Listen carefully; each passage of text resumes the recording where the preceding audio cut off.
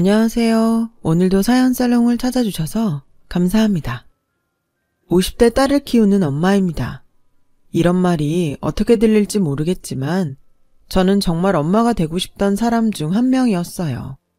형제 없이 외동으로 자란 환경 탓도 있고 결혼 전부터 조그마한 아이들을 보면 절로 미소가 지어지는 게 저런 아이들을 낳고 키우는 건 얼마나 행복한 일일까 하는 상상으로 이른 나이부터 결혼을 꿈꿨어요. 하지만 제가 선택한 결혼에서는 아이는 쉽게 저를 찾아오지 않더라고요. 한동안 마음고생을 하면서 엄마라고 불리는 다른 이들을 마냥 부러워해야만 했는데요. 이런 속상한 저에겐 엎친 데 덮친 격이라고 또 하나의 복병이 있었어요. 어쩐지 결혼 전부터 저를 그다지 마음에 들어하지 않았던 시어머니는 제가 결혼하고 1년 동안 아이가 생기지 않자 슬슬 저를 압박하기 시작하셨죠. 급기야 결혼한 지 얼마 안 된 저에게 언젠가부터 아예 대놓고 애도 못 낳는 게 무슨 여자야? 라는 식의 막말을 하기 시작하셨어요. 애가 생기지 않아 속상한 건 누구보다 저였는데 저는 이래저래 마음고생을 할 수밖에 없었어요. 저 못지않게 아이를 좋아하고 원했던 남편은 결혼한 지 2년 정도밖에 되지 않았지만 자기 어머니한테 시달리는 저를 위해 산부인과에 가서 불임검사라도 받아보자고 저에게 권했어요. 지금은 결혼 전에 산정검사라는 것을 하는 예비부부가 많다고 하던데 저 때는 결혼 전에 산부인과에 가면 속도 위반한 것이 아니냐는 오해를 받을 때라.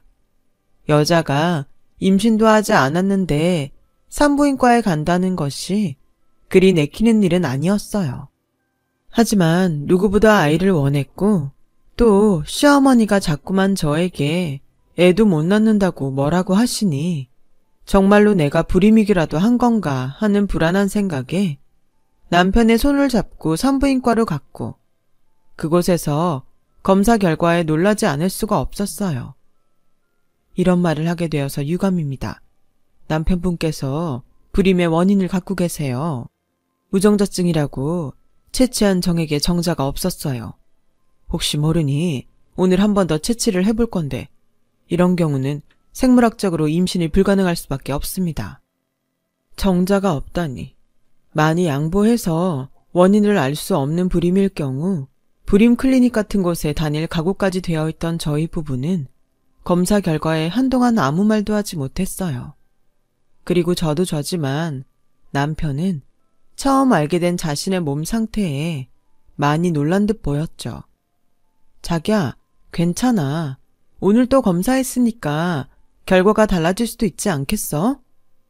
집으로 향하는 길. 애써 남편을 위로했어요. 하지만 큰 이변이 없는 한 결과가 달라질 리 없다는 생각을 했었고 남편 역시 저와 같은 생각이었는지 저의 어떤 말에도 남편은 한동안 마음을 추스르지 못했어요. 그리고 다시 나온 검사 결과는 저희 부부가 예상했던 대로 첫 번째 검사와 일치했고 저희 부부는 아이를 포기해야 할지 아니면 입양을 선택해야 할지 고민해야 했는데요.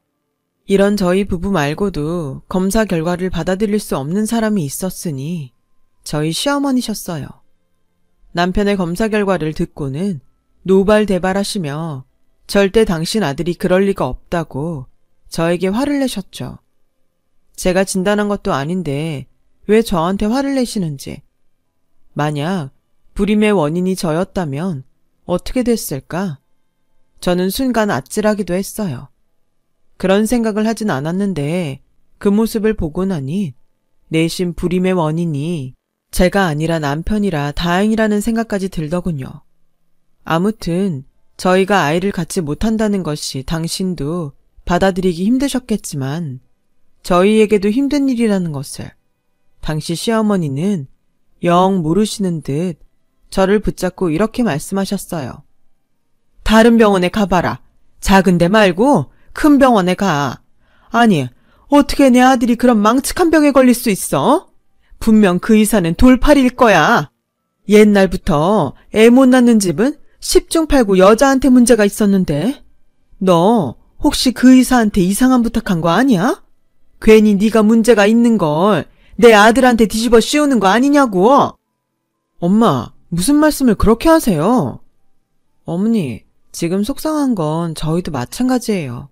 어머님이 정 검사 결과를 못 믿겠다고 하시면 어머님이 이 사람 데리고 다른 병원에 가서 검사해보세요. 그럼 더 정확하겠네요. 뭐? 너 지금 시애미한테 대드냐? 아니요. 억울해서요. 어머님도 같은 며느리고 여자시면서 저한테 그런 말씀하시니 제가 억울해서 그래요. 웃기고 있네. 내가 너랑 같냐? 난 아들을 무려 둘이나 낳았어. 갖다 비교할 사람을 비교해야지. 내가 너 삐쩍 말라서 골골거릴 때부터 저거 애는 낳을 수 있을까 알아봤다. 내가 그때 너를 끝까지 반대했어야 했는데 내 죄다 내 죄. 너 이런 일이 옛날이었으면 소박감인 거 알긴 아니? 죄송하다고 빌어도 시원찮은데 뭐? 억울해? 내가 더 억울하다. 엄마, 문제는 나한테 있는데 왜 자꾸 이 사람한테 뭐라 그래? 나도 속상해. 근데 엄마가 계속 이러시면 내일이라도 다른 병원 같이 가요. 가서 엄마가 직접 검사 결과 들으시면 되겠네. 엄마 아들, 엄마가 2번 비참하게 만들면 속이 아주 시원하시겠어요. 남편은 그렇게 말하고 잔뜩 화가 나서는 저의 손을 거칠게 잡고 시댁을 나왔어요. 다른 일이면 몰라도 아이 때문에 우리가 이렇게 될 줄은 정말 몰랐는데 삼신할머니가 다 원망스럽더라고요. 그때였어요. 동네에서 양아치로 소문이 자자한 남편보다 6살 어린 대학 졸업한 시동생이 술이 떡이 돼서는 골목을 비틀비틀 걸어왔고 시댁 앞에서 딱 마주쳤는데 시동생이 먼저 말을 걸어왔어요. 형이랑 형수네? 벌써 가? 그리고 형이랑 형수 당분간 집에 안 올 거니까 엄마가 괜한 말 해도 전달하지 마라. 내가 또 뭘 전달을 했다고? 왜? 엄마랑 싸웠어? 또 형수한테 애 못 낳는다고 구박했구나. 하여간 우리 엄마 왜 그렇게 손주에 목을 매는지. 형수, 너무 스트레스 받지 마요. 원래 스트레스 받으면 생길 애도 안 생긴대요. 내 주변의 애들은 툭 하면 애가 졌다고 징징거리는데 참 세상은 이상해. 나 들어가요. 시동생은 그렇게 위로인지 뭔지 모를 가벼운 말을 하고 집 안으로 들어갔어요. 하지만 은근 저는 그 말이 참 기분이 나쁘더라고요. 누군 생각도 없었는데 덜컥 아이라는 선물이 찾아오고 저처럼 간절히 기다리는 사람에겐 이른 얄궂은 검사 결과나 주시다니. 그렇게 2달이 지났어요. 하지만 그러고 싶지 않은데 저희 부부는 예전처럼 아무렇지 않게 지내는 것이 조금 어색해졌고 저희 사이에 이상한 거리감이 생겨났는데 남편이 먼저 저에게 아이에 관한 이야기를 꺼냈어요. 미안해. 어쨌든 나 때문에 우리 사이에 애가 없는 거였는데 그동안 우리 엄마 때문에 자기만 힘든 시간 보내게 했어. 난 아이 없이 이대로 우리 둘만 살아도 좋고 아이 입양하는 것도 좋아. 난 무조건 당신이 하자는 대로 할 거니까 나 신경 쓰지 말고 우리 집 신경 쓰지 말고 당신 하고 싶은 대로 결정해. 에이, 그래도 아이 문제를 어떻게 나 혼자만 결정해. 그리고 자기가 일부러 그런 것도 아니고 그냥 우리한테 운이 없는 거지. 시간을 좀 갖고 차근차근 생각해보자. 혹시 알아? 자기 치료할 방법이 있을지. 그리고 물론 마음이 편하지는 않지만 그래도 당신 어머니도 우리 가족이니 뭘 결정하든 같이 결정해. 그렇게 말해줘서 고마워. 내가 자기한테 진짜 잘하고 살게. 우리 둘 다 너무 아이를 바래서였을까요? 남편과 이런 이야기를 나누는데도 저는 이상하게 마음이 답답하고 무거웠고 모든 사실을 안 친정 부모님은 그래도 남편이 착하고 성실한 사람이니 둘이 좋은 방법을 찾아보라고 하시며 당신들도 저희 부부의 결정에 무조건 찬성하겠다고 말씀하셨어요. 그리고 제가 친정 엄마랑 그런 통화를 한 다음 날 저녁, 저는 시어머니의 다급한 전화를 받게 되었는데요. 제가 전화를 받자마자 시어머니는 숨이 넘어가는 듯 말씀을 시작하셨어요. 예, 큰애 집에 왔니? 아니, 왔건 안 왔건 너 우리 집에 와라. 비상사태야, 비상사태. 내가 정말 아들들 때문에 제명에 못 죽지. 아유. 시어머니는 제가 무슨 일이냐고 아무리 여쭤봐도 앓는 소리만 하셨고 무슨 일인지는 모르겠지만 상당히 놀라신 듯 보였어요. 그래서 저녁 식사를 준비하다 말고 저는 남편과 급하게 시댁에 가게 되었는데 저희 부부가 도착하니 거실 바닥에 웬 박스가 덩그러니 놓여 있었어요.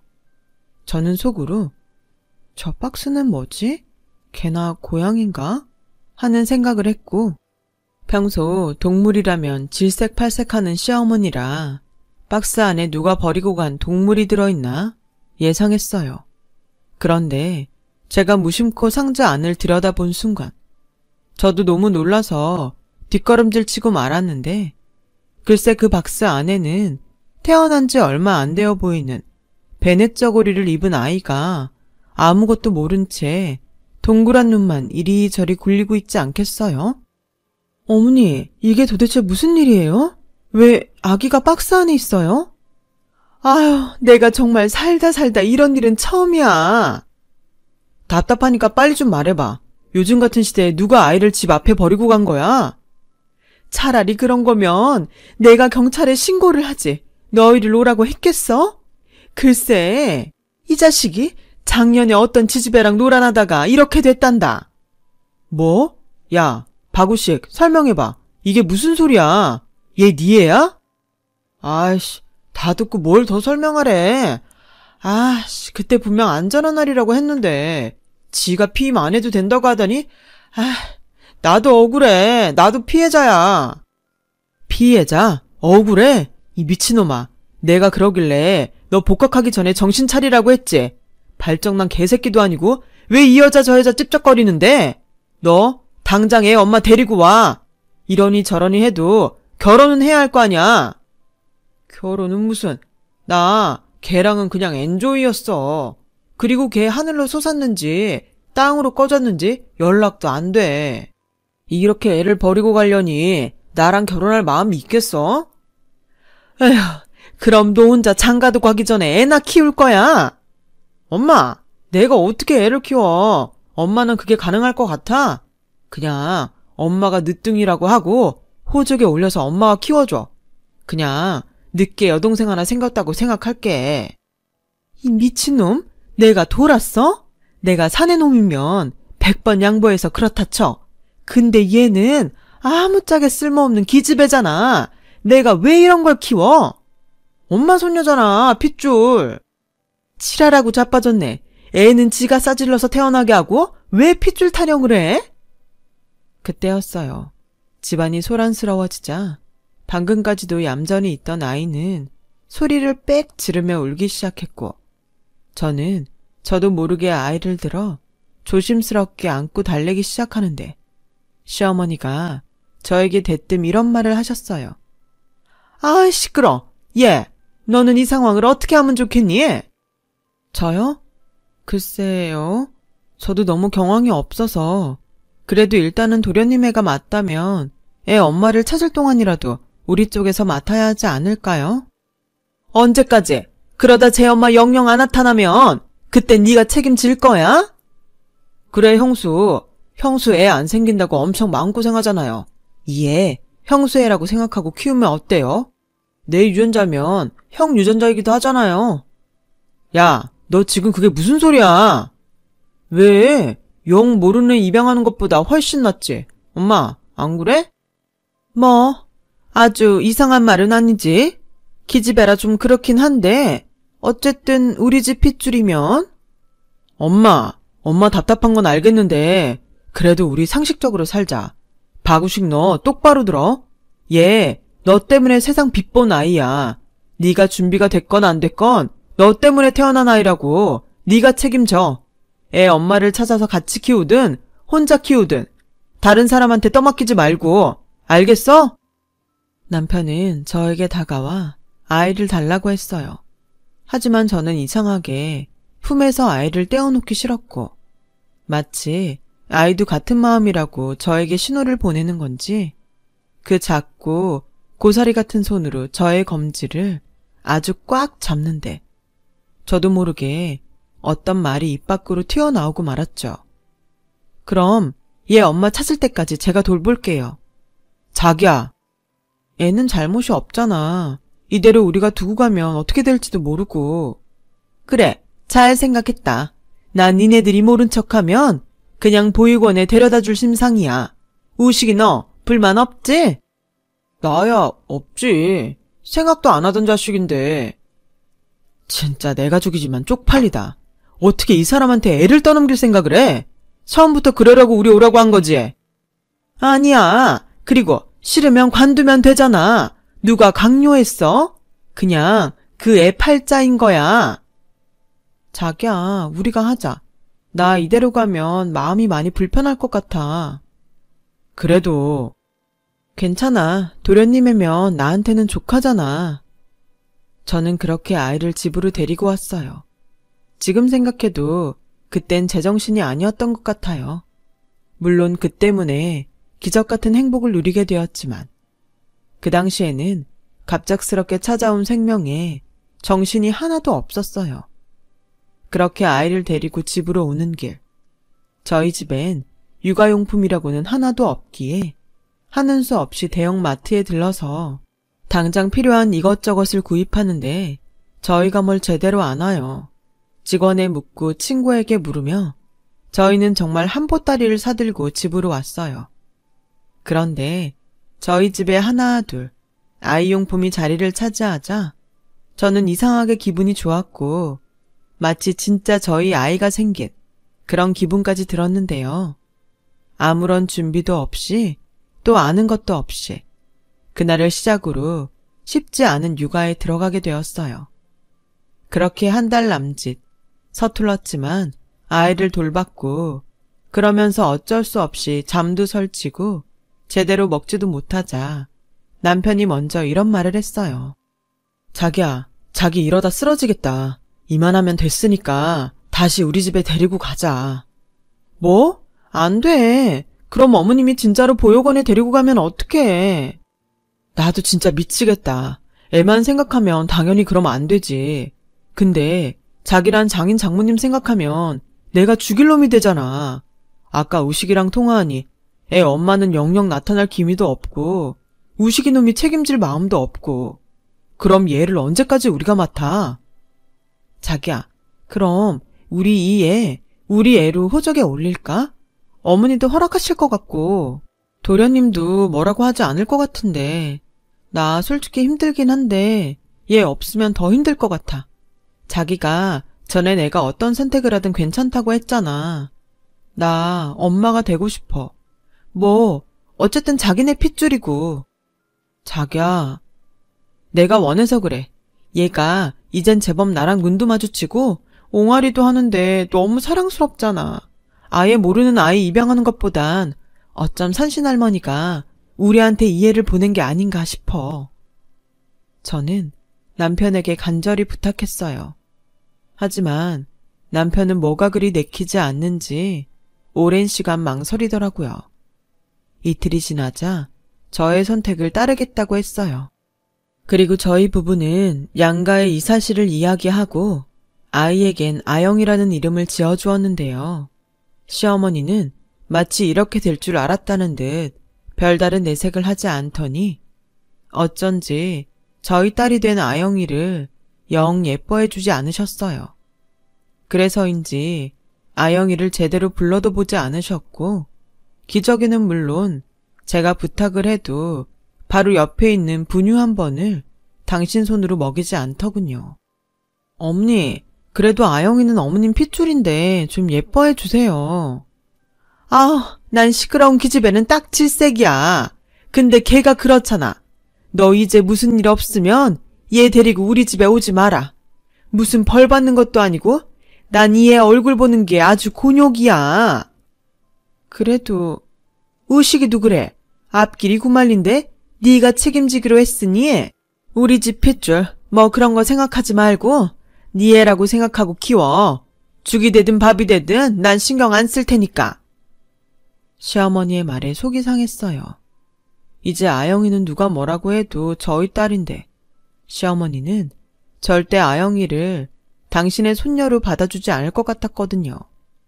그리고 시동생도 제가 아이를 맡기로 하자 마치 정말 자기는 처음부터 아이가 없었다는 듯 아무렇지 않게 행동하면서 아영이한테 눈길조차 주지 않는데 이젠 저도 엄마라 그런지 그런 게 참을 수 없었어요. 그래서 점차 시댁에는 별일 없으면 발을 끊고 별다른 소식도 전하지 않으면서 어느 정도 거리를 두고 지내게 되었죠. 그렇게 5년이 지나고 아영이는 감사하게도 건강하고 야무진 아이로 자라났어요. 처음 아영이를 자식으로 받아들이는데 시간이 걸렸던 남편은 이젠 저보다 아영이의 일이라면 자다가도 벌떡 일어나는 딸바보가 되었고 저희는 누가 봐도 행복한 3인 가족이 되었어요. 그러는 사이 아영이의 진짜 아빠인 시동생은 대학을 졸업하고 취업활동에 들어갔지만 한 직장을 3개월도 다니지 못한다더군요. 여전히 집에서 용돈을 받으며 예전에 놀듯이 방탕한 생활을 이어갔는데 한 번은 무슨 바람인지 연락도 없이 저희 집에 찾아왔어요. 형수, 잘 지내셨어요? 네, 근데 연락도 없이 무슨 일로? 혹시 아영이 보고 싶어서 오셨어요? 저는 시동생이 아무리 방탕한 양아치여도 마음 한 부분엔 아이에 대한 미안함과 애틋함이 있을 줄 알았어요.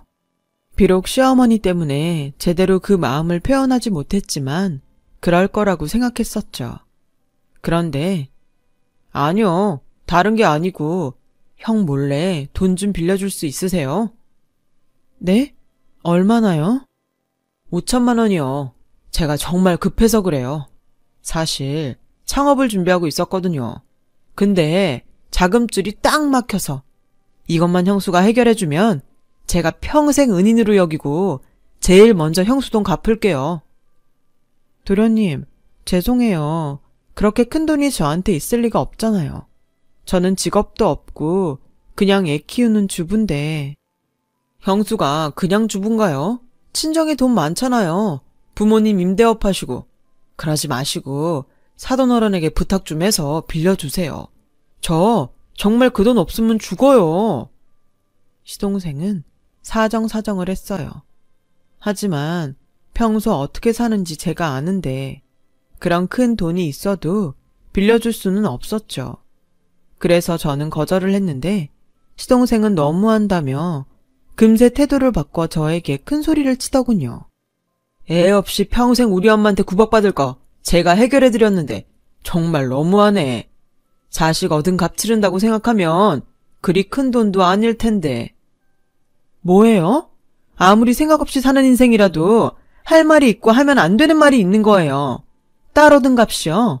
오히려 도련님이 저한테 감사해야 하지 않나요? 그때였어요. 남편이 오후에 딸의 유치원에서 아빠의 날 행사가 있어 반차를 내고 이른 퇴근을 했는데 저와 시동생이 하는 말을 현관에서 모두 들었더라고요. 그래서 남편은 신발장에 넣어둔 장우선을 들고 들어와 시동생을 향해 당장 꺼지라고 소리를 지르며 우산을 휘둘렀고 시동생은 그 우산을 피하며 집 밖으로 도망치듯 뛰어나갔어요. 그리고 그날 저녁 시어머니가 전화를 하셔서 하시는 말이 지금도 너무나 기가 막혀서 생생하게 남아있는데요. 너도 참 사람이 못됐다. 하나밖에 없는 시동생이 그렇게 부탁을 하는데 매정하게 딱 잘라서 거절했다며? 이래서 있는 것들이 더하다고 하는 거야. 너 나중에 우리 우식이 성공하면 얼굴 어떻게 보려고 그러냐? 너 나중에 우리 애 성공하면 애 대신 키워줬다느니 그런 말 하지 마라.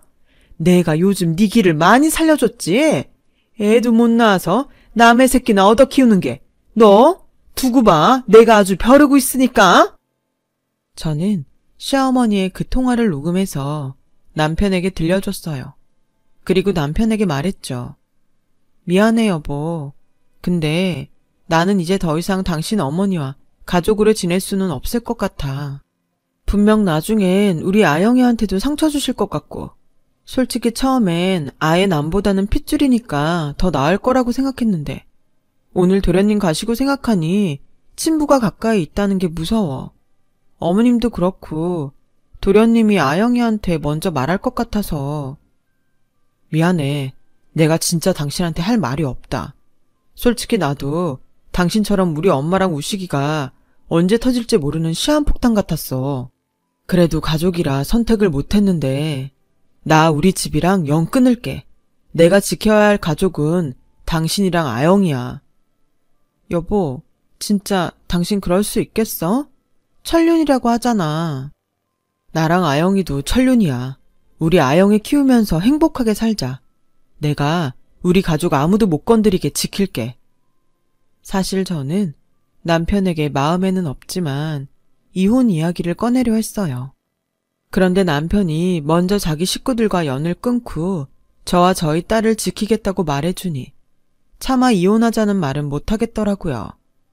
그리고 되려 남편에게 미안하고 고마운 마음이 들었는데 남편은 다음날 혼자 시댁에 가서 저에게 이야기했듯 연을 끊자고 말을 했다고 하더군요. 그리고 혹시 자기가 없을 때 또 식구들이 들이닥칠 수 있으니 핸드폰 번호도 바꾸고 이사도 가자고 하는데 남편에겐 미안한 마음이 들었지만 저는 그제야 안심이 좀 되는 것 같았어요. 3개월이 지나갔고 저희 가족과 시댁 식구들은 더 이상 보는 일이 없어졌어요. 그래서 저는 명절에도 시어머니 생신에도 시댁에 가지 않아도 됐고 또 뭐라도 기분 상하게 하는 전화도 받지 않게 되었죠. 하지만 아주 아무렇지 않다고 하기는 좀 그런 게 묘한 찝찝한 마음 한구석에 남아 있었어요. 어쩌겠어요. 저도 저와 제 아이를 지켜야 하잖아요. 그래서 하루하루 구김살 없이 잘 커주는 딸아이를 보면 저는 엄마로서 마음 편히 행복을 누릴 수 있었어요. 그렇게 장장 20년을 시댁과 연을 끊고 살았고 딸은 그때까지도 출생의 비밀을 모른 채 저희 부부 품에서 착하고 성실하게 잘 자라주었는데요. 사실 제가 차마 남편에게는 아무 말도 하지 못했지만 내심 아주 조금 걱정했던 부분이 있었어요. 딸의 친부인 시동생의 그 양아치 기질이었죠. 또 어찌나 공부머리는 없는지 그 이름 없는 대학도 삼수 끝에 겨우 들어간 거라 혹여 딸이 시동생의 그런 부분을 닮았을까 걱정이 되었어요. 그런데 다행히 딸은 친부를 안 닮았는지 날라리 기질도 없고 또 공부머리도 좋아서 학교 다니는 내내 말썽 한번 부리지 않고 전교 5등 안에 항상 이름을 올리는 모범생으로 커주었죠. 게다가 리더십도 좋아서 초등학교에서 고등학교까지 반장은 물론이고 전교 회장까지 싹쓸이하는 그야말로 남들이 부러워하는 아이로 자라주었어요. 그래서 저는 남들의 부러움을 한 몸에 받으며 계속 아이가 승승장구해줄 거라고 믿었는데 고3 수능을 앞둔 어느 날 딸이 저희 부부에게 할 말이 있다고 하더니 아무도 생각하지 못한 말을 꺼내는 게 아니겠어요? 엄마, 아빠, 나 대학은 나중에 갈래. 뭐? 왜? 내신도 좋고 그동안 공부한 게 아깝잖아. 여보, 진정해봐. 아영이 말도 들어보자. 나 사실 공부는 하라고 하니까 열심히 했는데 대학에 가서 뭘 공부하고 싶은지 또 대학 졸업을 하면 뭐가 하고 싶은지 잘 모르겠어. 그냥 남들이 좋다는 대로 따라간다고 행복한 건 아니잖아. 그야 그렇지만 엄마는 우리 딸이 당연히 예쁜 대학생이 될 거라고 생각해서. 그리고 나 사실은 알고 있어. 내가 엄마 아빠 친딸이 아니라는 거. 그래서 결정한 거야. 대학 4년 동안 등록금이 얼만데요. 딱히 목적도 없이 그 돈을 쓰고 싶지 않아. 지금까지도 엄마 아빠 덕에 나 너무 잘 살았잖아.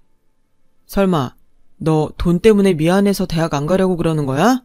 너 그러는 거면 아빠 진짜 화낸다. 아니야. 그리고 안 가는 게 아니라 내가 앞으로 어떻게 살고 싶은지 충분히 생각하고 그때 필요하면 갈게. 가고 싶다고 말할게. 아영아, 엄마는 아영이 너를 한 번도 내 딸이 아니라고 생각한 적이 없어. 알아. 그걸 내가 제일 잘 알지. 근데 너 그건 어떻게 알았어? 2년 전인가? 신림동 할머니가 학교에 찾아온 적이 있었어. 사실 나는 할머니 얼굴을 잘 모르니까 사람을 잘못 봤다고 생각했는데 할머니가 먼저 아는 척을 하시더라고. 왜 나 유치원 다닐 때 제일 친했던 은정이 있잖아. 그 집에 물어보셨대. 넌 왜 그걸 이제 말해? 이럴까봐, 엄마 아빠 속상해할까봐. 처음엔 할머니가 나쁜 사람이라 거짓말하는 줄 알았어. 엄마 아빠가 괜히 할머니랑 연을 끊고 살까 했으니까. 근데 사실이 어쨌든 나는 우리 부모님 사랑하고 우리 엄마 아빠는 나를 끔찍이 사랑하니까 뭐가 돼도 상관없다는 생각이 들더라고. 너 정말 친부모가 아니라서 미안해서 대학 안 가려고 그러는 거 아니지? 아영아, 아빠는 세상에서 엄마랑 네가 가장 소중해. 알아. 우리 동네에서, 아니, 우리 학교에서 우리 아빠 딸 법은 거 모르는 사람 없거든. 나 졸업하고 딱 1년만 시간을 줘. 그럼 내가 뭘 하면 좋을지, 어떤 걸 해야 행복한지 답을 찾아볼게. 너 정말이지? 엄마 우리 딸 믿는다? 우리 달라지는 거 없는 거다? 당연하지. 저는 사실 이야기를 다 끝내놓고도 심장이 뛰어서 숨이 제대로 쉬어지지 않았어요. 시댁 식구 모르게 잘 숨어서 산다고 생각했는데. 그리고 2년이나 지난 지금까지도 아무런 연락이 없다는 게 이상하게 계속 찝찝했죠. 저는 남편에게 저의 마음을 이야기했어요. 그러자 나도 당신 생각이랑 똑같아. 그래서 내일이라도 한번 찾아가 볼까 하는데. 그럼 나랑 같이 가. 나도 가서 무슨 의도로 애한테 말한 건지 듣고 그리고 지금은 어떤 생각이신지 알고 싶어. 그렇게 저희 부부는 20년 만에 시댁을 찾아갔어요. 가면서 이사라도 가셨으면 어쩌나 불안한 마음도 있었는데 다행히 시댁은 그 위치 그대로였어요. 문을 열고 한때는 익숙했지만 지금은 낯설기만 한 그 안으로 들어가니 제가 기억하는 모습보다 훨씬 연로한 시어머니가 여전히 저를 마음에 들지 않는다는 얼굴로 앉아 계셨어요. 연 끊고 살자고 하더니 무슨 일로 여기까지 왔어? 나 죽었나 살았나 확인하러 왔냐? 어머니, 그동안 잘 지내셨어요? 이유가 어쨌건 죄송해요. 죄송 같은 소리 하네. 엄마 이러시는 거 보니 다른 말 다 됐고 2년 전에 왜 아영이 찾아갔어요? 뭐? 2년 전에 아영이 학교에 찾아가서 아영이 우리 자식 아니라고 말씀하셨다면서. 아, 그 기집애가 그 말을 이제야 하던? 참 독하다. 내가 그래도 자식이라고 니네한테 찾아가서 말을 할까 말까 고민은 했다. 근데 지금까지 니네가 한 짓을 생각하면 너무 괘씸하잖아. 그래서 내가 니네 엿먹으라고 말 안 했다 이거야. 무슨 말이야? 알아듣게 말해요. 네가 그렇게 애지중지 끌어안고 키운 그 기집애가 사실은 우리 집 핏줄도 뭣도 아니라는 말이야.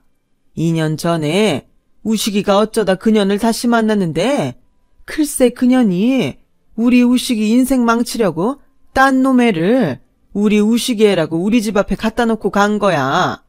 뭐 당연히 유전자 검사부터 했을 거라고 생각해서 어디 고아원이나 데려다 줬겠지 했다나? 그래서 내가 그거 확인하려고 수소문해서 걔 학교까지 찾아가서 몰래 머리카락 몇 가닥 뽑아다가 유전자인지 뭔지 친자 검사를 했지. 근데 그년 말이 맞더라는 거지. 아영이 걔 우리 우식이 애 아니야. 니네가 누구시도 모르는 이상한 애들 걷어 키운 거라고. 남편과 저는 단 한 번도 생각하지 않았던 일이라 놀라지 않을 수가 없었어요. 그래도 남편 핏줄이라고 생각하며 키웠으니까요. 그래서인지 남편도 많이 놀란 눈치더군요. 그 자리에서 굳어버렸고 시어머니는 마치 남의 일처럼 고소하다고 웃는데 오랜 시간 보지 않고 살아서인지 그 모습을 그냥 봐줄 수가 없더군요. 알려주셔서 감사합니다. 그런데요, 저는 상관없어요. 아영이 이미 제가 이 집에서 데려갈 때부터 제가 책임지기로 한 아이였고 오히려 도련님이랑 이제 아무 상관없는 아이이니 저 더 마음 편히 살 수 있을 것 같아요. 뭐? 넌 누구인지도 모르는 그 더러운 애를 여태 키워놓고 배신감도 안 들어? 네, 저 아영이 키우면서 정말 많이 행복했거든요. 아영이는 그런 아이예요. 착하고 마음씨도 예쁘고 게다가 공부도 잘하고요. 은근 도련님을 너무 안 닮았다고 생각했는데 왜 그런지 이제야 알겠네요. 어머님 말처럼 누구인지는 모르겠지만 확실한 건 도련님 애가 아니라서 다행이라는 거예요. 야, 너 지금 오랜만에 와서 사람 염장 지르냐? 네, 어머님이 먼저 제 딸한테 함부로 하셨으니까 저도 똑같이 하는 거예요. 저 이제 예전에 어머니 며느리 아니에요. 저 자식 일이라면 무서운 거 하나 없는 사람이거든요. 더는 제 허락 없이 제 딸 만나지 마세요. 아주 모성이 눈물 나네. 누가 들으면 지가 나온 줄 알겠어. 엄마, 됐어요. 몰랐던 거 알려줘서 고마워요. 근데 여기까지만 해요. 나도 이 사람처럼 아영이 누구 자식인지 상관없이 내 딸로 생각하고 앞으로도 계속 그럴 거니까 지금처럼 우리 엿먹어라 하시고 건강하게 지내세요. 가자 여보.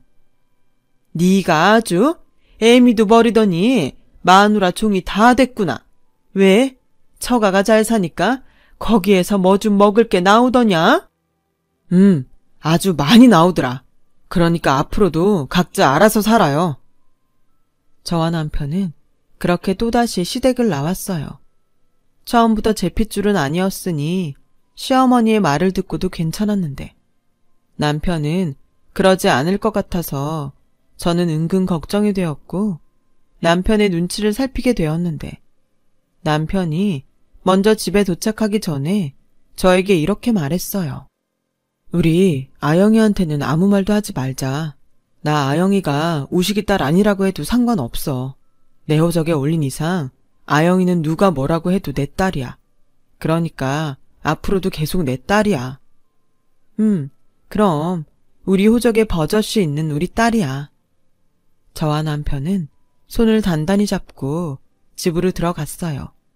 그러자 이제 더 이상 수능 공부에 열을 올릴 필요가 없는 딸이 지가 만든 저녁이라며 카레를 만들어 놓고 저희를 기다리고 있었고 그날따라 더욱 예쁜 저희 딸과 세상에서 가장 맛있는 카레를 먹었는데 카레가 매워서인지 자꾸만 눈물이 나오려고 하는 거 있죠. 그렇게 1년 동안 자기가 하고 싶은 일을 찾겠다던 딸은 건축가가 되겠다고 말하더라고요. 집이 없는 사람들이 이용할 수 있는 모두의 집을 짓고 싶다며 자기 나름의 꿈을 갖게 되었어요. 그래서 약속대로 수능을 쳐서 늦었지만 대학에 들어갔고 대학 졸업 후에는 젊은 나이에 좋은 감각과 철학으로 지역 신문과 잡지 등에 소개가 되기도 했어요. 거기에 저희 친정아버지가 임대 주던 한 장소를 당신 외손녀를 위해 공짜로 사무실을 내주셨죠. 딸은 의뢰를 받기도 했고 자기의 목표인 모두가 쉬어갈 수 있는 그런 집을 짓기 위해 구체적인 실현을 하고 있었죠. 그러던 중 저녁 시간이 다 되어서 뜻밖의 불청객이 저희 집에 들이닥쳤어요. 바로 시동생과 시어머니셨죠. 그리고 다짜고짜 이렇게 말씀하셨어요. 지금 생각해도 아주 기가 막히네요. 형수, 오랜만이에요. 내 딸 아영이 잘 있죠? 요즘 아주 잘 나가던데. 어째, 돈 좀 많이 벌어요? 아, 걔는 알고 있죠? 형이랑 형수가 친부모가 아니라는 거. 지금 뭐라는 거예요? 그리고 여긴 어떻게 알았어요? 다 아는 수가 있죠. 세상이 얼마나 좁은데. 아영이는요? 아직 집에 안 왔어요? 그때였어요. 늦었으면 참 좋았을 텐데. 그날따라 딸은 제가 좋아하는 치즈케이크를 사들고 이른 귀가를 했고 마주치지 않았음 하는 두 사람을 마주하게 되었죠. 아영아? 이야, 우리 딸 진짜 잘 컸네. 엄마, 얘 나랑 완전 닮았지? 그럼 네 딸인데 누굴 닮니? 전에 한번 봐서 알지? 알미다. 저는 너무 화가 났어요. 유전자 검사 어쩌고 하면서 누구 자식인지도 모르는 더러운 아이라고 하더니 무슨 꿍꿍이로 저러나. 당장이라도 큰 소리를 치고 싶었는데 딸이 모든 사실을 알까봐 저는 무서웠어요. 그런데요, 제 딸은 제가 걱정했던 것과 다르게 강한 아이였어요. 아, 그때도 잘 몰랐지만 지금도 잘 모르겠네요. 엄마, 이거 엄마가 좋아하는 케이크. 냉장고에 넣고 이따 아빠 오면 우리 같이 먹자. 그리고 나 피곤해서 그런데 내 방에 가서 쉬고 있을게. 이 잡상인 같은 사람들 가면 불러. 뭐? 잡상인? 얘, 너는 예의범절 뭐 그런 것도 모르니? 할미잖아. 네, 할머니. 누가 봐도 할머니시네요. 근데 주거 침입죄라는 게 있다는 건 알고 계신가요? 어머, 얘 좀 봐. 엄마, 참아. 얘가 아직 잘 몰라서 그래. 아영아, 내가 네 친아빠야. 많이 놀랐지? 아니요. 제가 왜요? 아, 그래? 아, 우리 딸이 아빠가 언제 곧 찾아올 거라는 걸 알았구나? 우리 이제 같이 살자. 아빠가 그동안은 사정이 있었어. 그래서 삼촌하고 외숙모한테 너를 잠시 맡겼는데. 맡겨요? 지금 내 나이가 몇인데. 그리고요, 저 바보 아니거든요? 아빠? 할머니? 이것 보세요. 저 댁들하고 아무 상관없는 사람이라는 거 저 진작부터 알았어요. 그때 할머니 오셔서 제 머리카락 슬쩍 뽑아가셨죠? 그래서 저도 혹시 몰라서 다 검사해봤어요. 저랑 아빠랑 생물학적으로 일치하는 게 없더라고요. 그래도 저는 상관없어요. 엄마 아빠가 사랑으로 키워주셨으니까. 그런데요, 그쪽은 뭐죠? 생물학적으로도 남이고 절 키우지도 않았는데 뭘 우기는 거예요? 그래, 네가 이미 다 안다니 어쩔 수 없다. 그럼 내가 네 아빠 동생이니까 법적으로 삼촌이다. 이건 맞지? 그러니까 툭 까놓고 삼촌한테 돈 좀 빌려줘. 그래, 가족이니까 좋게 좋게 네가 좀 도와줘라. 그때였어요. 저도 모르게 제 손이 먼저 시어머니와 시동생에게 가장 가까운 냉장고에서 계란을 꺼내 던졌고 그 계란들은 제대로 그들의 머리에 명중했어요. 야, 너 지금 뭘 던진 거야? 어머니, 염치라는 걸 좀 갖고 계세요. 어머님이 저한테 뭐라고 하셨는지 설마 잊으셨어요? 그래놓고 돈을 빌려달라고요? 형수, 우리가 지금 형수한테 빌려달라는 거 아니잖아요. 야, 너는 어떻게 인생을 그렇게 한결같이 구질구질하게 사니? 나 같으면 쪽팔려서 그렇게는 못 살겠다. 뭐예요? 형수 미쳤어요? 아영이 이리 와. 내가 너보다 나이 많고 서열로도 위니까 경고한다. 다신 우리 집에 그리고 아영이 앞에 나타나지 마. 돈을 빌려줘? 차라리 기부를 했으면 했지. 너한테는 못 줘. 에이씨, 그럼 나한테 기부한다고 생각하면 되잖아. 며느라, 우리가 급해서 그래. 얘가 사기를 당해서 우리 집 넘어가게 생겼어. 당장 밖에 나앉게 생겼는데 어쩌냐? 아니 우리 그냥 니네 집에 들어와 산다? 너 또 그건 싫잖아. 지금 그게 무슨 말이야? 어딜 들어와 살아? 진짜 아무리 엄마고 동생이어도 못 봐주겠네. 당장 안 나가? 여긴 또 어떻게 알고 찾아왔어? 형, 그러지 말고 우리 좀 살려줘. 형, 우리랑 같은 핏줄이잖아. 핏줄 타령 좀 그만해. 할 수 있으면 그 피 다 뽑아서 다른 피로 바꾸고 싶으니까.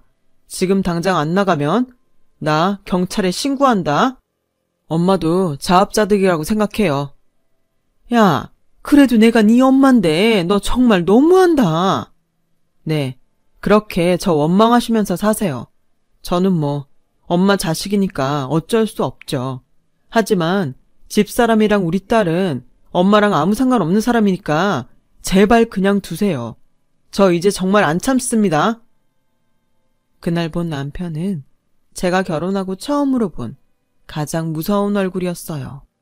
저와 딸에겐 자상하고 늘 양보만 해주는 사람이었는데 가족을 지키겠다는 남편의 그 말은 빈말이 아니라는 걸 그날 절절히 느낄 수 있었어요. 그렇게 시어머니와 시동생은 씩씩거리며 저희 집을 나갔고 이사를 고려했지만 이젠 더 이상 피하지 말자는 생각에 저희 가족은 더욱 똘똘 뭉치기로 했어요. 그 뒤에 시동생은 또 무슨 재주로 알았는지 한동안 딸의 사무실을 찾아간 것 같은데 그 사무실이 저희 친정아빠 건물에 있잖아요. 저에게 모든 사실을 들으신 아빠가 시동생을 아주 혼쭐을 내서 쫓아냈다고 하셨어요. 다행히 그 후로 시어머니와 시동생은 연락은 물론이고 어디서 무얼 하는지 코빼기도 보이지 않고 있어요. 이기적인 마음인 건 알지만 부디 앞으로 영영 보는 일 없이 살길 저는 지금까지도 바라고 있네요. 저희 딸은 얼마 전 같은 일을 하고 같은 꿈을 꾸고 있는 사람과 결혼을 했어요.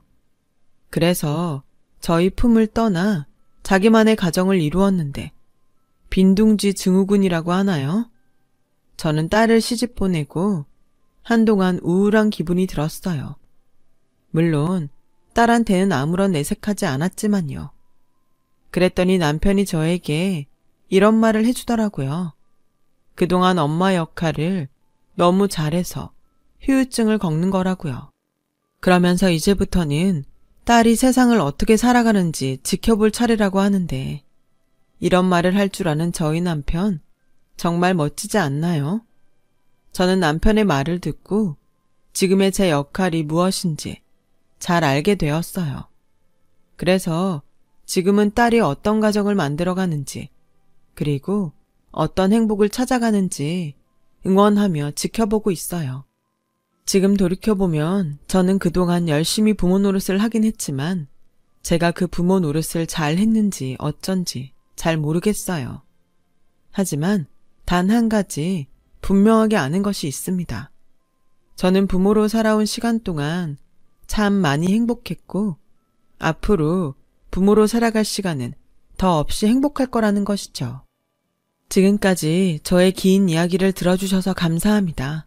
세상에 존재하는 모든 부모님을 존경해요. 부디 매일매일 행복하세요. 여러분, 사연 댓글에 응원과 현명한 조언 부탁드려요. 좋아요와 구독은 저에게 큰 힘이 됩니다. 오늘도 좋은 일 가득하세요.